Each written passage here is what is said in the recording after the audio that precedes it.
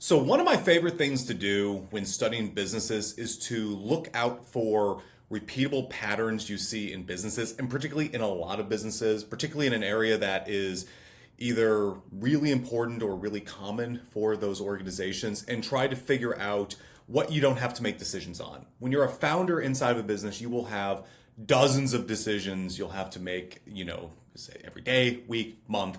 And anytime you can know that something doesn't have to be thought about or some big decision can be made because you go, we're just going to go with this direction and it works, you open your mind up to actually competing and winning and thinking about what you actually want to do. And one of those areas that turns out is surprisingly repeatable, you wouldn't think it would be just looking on the outside, is business models and customer acquisition engines as being one piece that often you can find the same business model being repeated over and over again, even across different industries. Recently, I done this research project where I was looking at growth consulting firms and branding firms all over the place, right? It was looking at really expensive folks, mid-market, really cheap folks. And on the lower end, I found this really interesting model. I've seen this happen for years, but it was just amazing seeing this happen over and over again. So today we're going to talk about that customer acquisition model and engine. And I also call it business model because they're kind of forming into the same thing here. And give you an insight about what a stable business model looks like. So anyway, my name is Brian Schuster. I'm the founder of Lucid Consulting, where we help technical founders clarify their messaging, strategize on their go-to-market strategy, and actually implement that plan. So let's talk about who we're talking about. So this model will extend primarily around beyond just consulting. Coaches often get into this business model, particularly if they want to scale. But I'll give you a starting point. So here's the problem. So let's say you are a coach, okay? Or you're a consultant, right? And you decide you want to scale your business, okay? I'm a good coach. I really enjoy what I do, but I can't scale my hours, right? I can't scale the amount of time that I have here. Or I'm a consultant, where regardless if I'm in tech or I'm in branding or growth or pricing or any one of the things that are out there, I only have so many hours in my day. So let's say you do everything you can to get the top of your field. You understand what you can do. And you think, well, how do I scale this? Well, one way you scale this is by hiring more coaches to do what you do, right? Let's say you're a good coach, you have a great methodology, and then I want to go and do more coaching. Well, you can go train additional coaches. You can hire them and do training on them, whatever it looks like, and get them out into the world. Same thing with consultants. If I'm a tech consultant and I do technology and I want to do more tech consulting, I can just hire other consultants. That's one model. And a lot of firms do this, right? If you take a look at fundamentally, what does a firm like, Deloitte do, right? As a consulting firm. Well, they go and they do accounting and business coaching and management consulting and all these things. And look at that's fundamentally what they do. That's an interesting model. But what you notice is that those tend to be very capital intensive. You get into talent wars with folks. They're really, really relationship based. So like people who do well in that model tend to be more focused on, hey, we came from Citigroup, for example, and now I left that consultant, I left that and I'm a consultant and my main client is Citi, and now I have a consulting firm, but Citi's really the main person we deal with, right? That's that model. Deloitte, EY, they do similar things, right? Well, they'll get partners who have great relationships in certain cities, and they end up being the person who can help grow the firm and end up being responsible for tens of millions of dollars on the book. But if you're smaller or you have bigger ambitions, you might go the other direction, which is to say, okay, let's say I don't want to hire a bunch of coaches, or let's say I don't want to hire a bunch of consultants. What model actually works there? And it turns out it looks something like this, if you want to do this. And so the model I'm going to share with you on what happens is basically the model that is used by folks like Tony Robbins, right? Any type coaching. If you look at My Story Brand and Donald Miller, his model looks very similar to this. There are smaller firms, like I know there's a firm of ghostwriters basically who started a course I took called Ship 30 for 30. Wonderful course on how to explain how to do work, how to be a writer, how to build your personal brand. That works that way. There's other folks. But anyway, this is really common and it all kind of falls into the same category. So what do you do? So the first thing you think about is, well, what am I fundamentally doing as a coach? Like if you are a personal development coach, you might go and decide, okay, well, in order to do personal development, I can meet you one-on-one, but there's these repeatable things that I can start doing with folks, right? Where it's like, okay, I always know that I want to go through a goal setting session, right? Or I want to go through like belief setting or whatever this looks like. And you decide there's a bunch of different things that you do. So the first thing you do is you take a look at the coaching you actually do or the consulting that you actually do and kind of break it up into, what's the process, right? First thing you do is you start to create a process and figure out, okay, what am I doing repeatedly, right? Or what can be turned into something that's repeatable, So I'm going to move away from tech consulting because, again, that moves into, well, why don't I build a piece of software? We're not talking about that model. We're talking about if I want to scale the actual coaching or brand consulting or more, what you might consider more soft skills, management consulting. How do you go about doing this? First off, you go through, you start to figure out a process.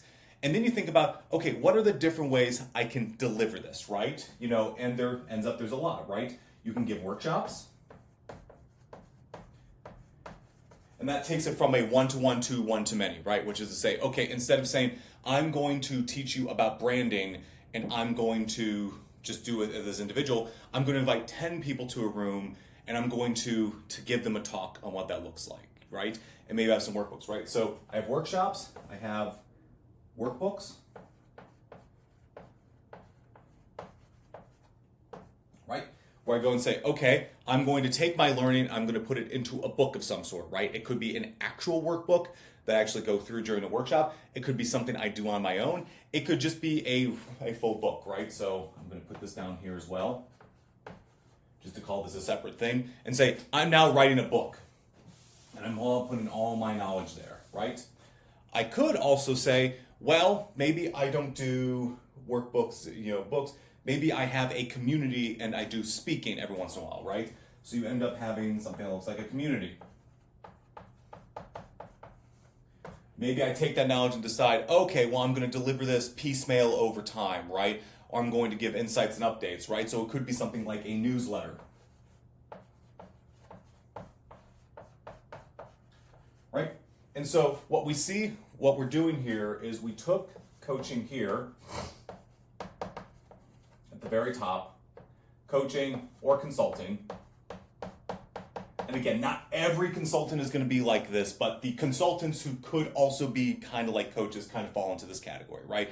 Especially if you're doing things like, branding, ghostwriting, things like that fall into this category.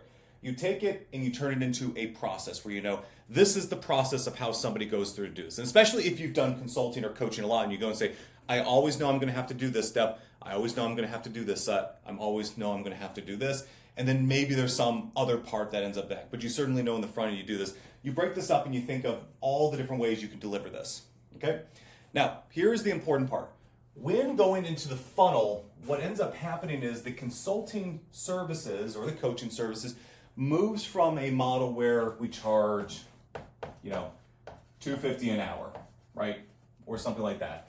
And you do that and you hire individual clients and do that. All of a sudden now you start to piecemeal this out and you turn this into kind of this reverse funnel, or I guess it's not reverse funnel, this funnel. So at the very top, and this is right from the Tony Robbins playbook, but I swear I keep seeing this over and over again. This is basically the model for the industry if you're trying to do productized services, right? That's what we're really doing here. Take the process, turn it into products, and then place it elsewhere. At the top, we have basically free, okay? Free or nearly free is what they say. This includes YouTube videos, this includes a podcast, this includes maybe a book, right? Like a $5 book, $10 book, something cheap, right? That you go off at the very top. But it's content that you can do. Maybe it's a free download, whatever it looks like. Then the level below that, you tend to get into the realm of, okay, you're charging not very much for the service, right? I know back in the day, Tony Robbins kind of put this at $2.99, but I've seen this go all the way up to, let's call this $7.99, right? for service, which says, okay, so at the very top I have my service, and then a level below I have something else.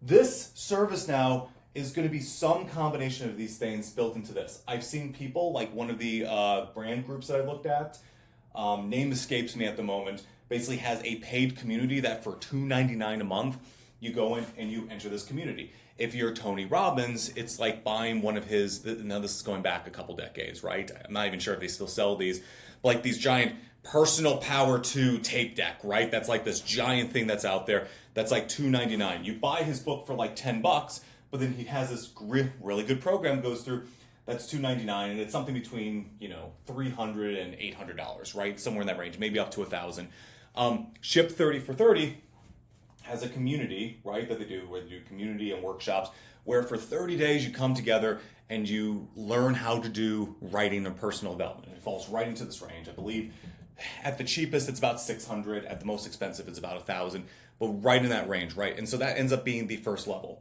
Then the next level underneath it tends to be the next jump up, which is basically like, this can be anywhere from, usually it's like $2,000 to like $5,000, right? And think of these as like annual numbers, right? You know that if I'm buying one course, that may be the only thing I buy for that year, right? Or I'm buying at this range. Now, when you go down a level, you tend to get to the more expensive courses, or the more comprehensive, offering, right? Whereas like, Tony Robbins is a great example here. If you have a $2.99 tape deck, that's a really good thing for you to go through. But if you want something even more intense, you might go to his, business mastery course, right? Which is a $4,000 program, right? If you are a consultant, right, and you're teaching people how to do brand, right, and you want to teach them how to go brand, you might go from saying, okay, you can buy my workbook that'll take you through the entire thing, and you can go through branding, whatever, to now we're actually going to have a workshop together where we're going to go through this. Or it could be some really, really intense videos, right? It could actually be a course, or it could be something really detailed, really niched down, right? It doesn't just have to be, sessions. But generally speaking, you have something that's in this realm here that is maybe a little bit more access, but it's still kind of hands-off, believe it or not, right? Where you're getting more access to people, but it's not as much. So for example, like in the Ship 30 for 30 community, right? They have the top course, which is about $6,000 or $600. Then they have the captain's table, which is like $6,000 a year, right? Which gets you to that next level of, well, now you get more access. It's an even more exclusive community. So they're still selling community. You get even more access to ideas. You get even more information, et cetera, right? You're selling more access to us. The level below that, if you can guess this, it keeps escalating up, right? Where now it's like, okay, well, I now got the program and I'm still doing this. This is still more or less done with you, or or doing it by yourself. Now the next service might be, okay, now we're really going to get hands-on, right? And this might be, think of 10K to like 50K a year, right? On what you do. And this would be even further, which now all of a sudden, by the time you get to this range, it starts to look more like regular coaching or consulting. But notice what happens. What I've done is I've taken all of my process and knowledge and whatever I've had, and I put it into workshops, workbooks, books, communities, productized, right? Productized. And then I've kind of funneled them into each of these different areas. And now all of a sudden, instead of charging $250 an hour, I'm charging way more than that to get access. Because now all of a sudden this might be a coaching retainer, right? Or this might be a consulting retainer, or we are helping you build your brand or whatever, right? It starts to look like this thing up here, and it starts to look more like traditional, but all of a sudden I've raised the value significantly more. And when you look at some of the communities, you'll notice like, hey, if you go and look at some of those, bigger communities that help with, either personal development or brand consulting or things like, or, writing, whatever it might be, it's free. Then you have this tier, but then you go up and it's a little bit more expensive. And then to actually get access to like the individual people, like if this is a personality driven brand, in order to get access to that individual, you're going to have to pay quite a bit more, which really helps funnel you into these areas. And then below, like, on this one, sometimes this is there, sometimes it isn't. Again, you're just kind of raising it up even more, right? 250K per year. And again, depending on the business, this could be cash, right? For example, I know Robbins has like the platinum membership, which is like $400,000 a year, right? So I'm going to put the greater than symbol there.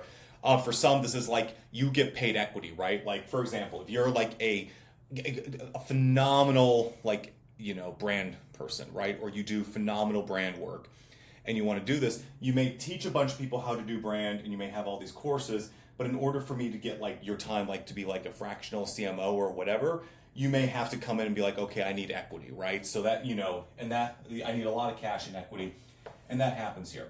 So this you could replicate right now.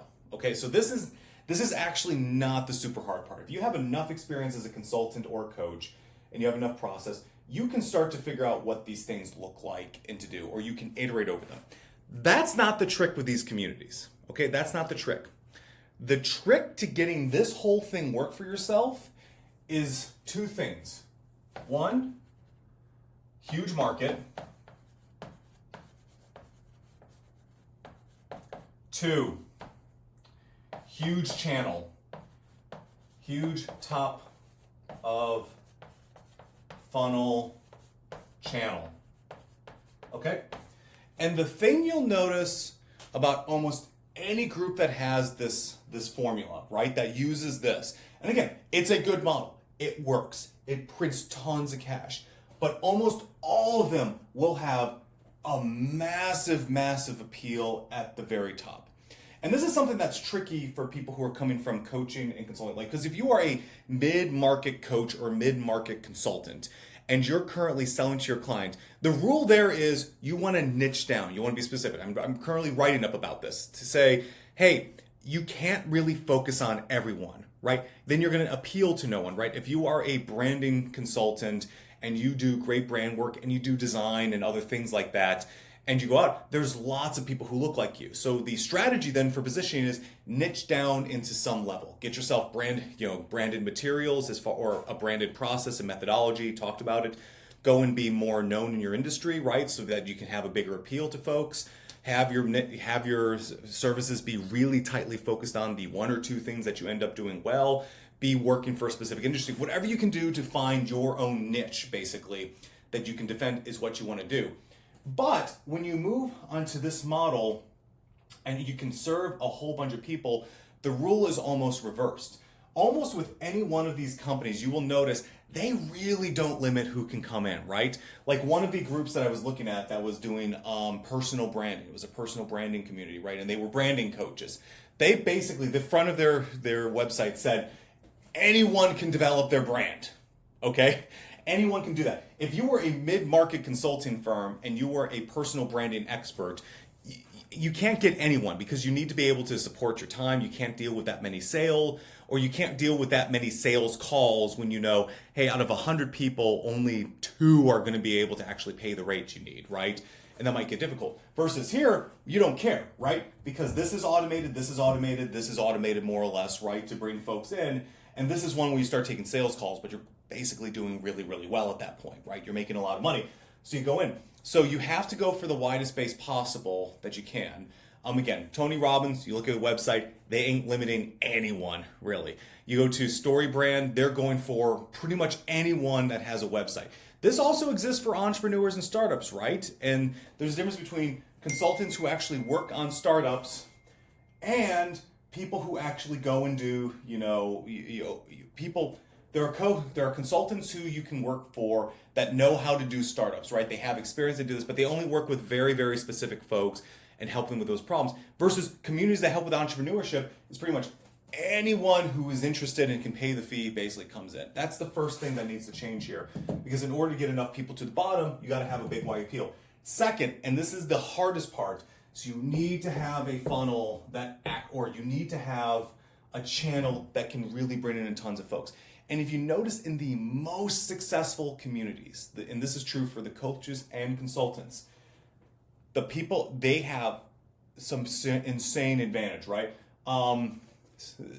Books are a great example, right? Simon Sinek. Now, I don't know if his model is exactly like this. I think he does more speaking and workshops, so it may not be as robust down, but you see what he did. He wrote a book, Start With Why, and ended up being this funnel basically, right? Or ended up being this great lead generator, and that was able to get him everything else. So having a best-selling book is really good. And you see this with Stephen Covey of 7 Habits of Highly Effective People. They have a similar model to this. You see this with online influencers, right? Or basically if they're coaches, whatever. Hormozy operates today exactly like this. Even though the company basically is looking to this, they're really optimized to get people at the bottom because they're mostly looking for equity. He has YouTube videos, then he has workshops and do this, right? Same thing. But Hormozy has now this huge channel at the top to bring people in.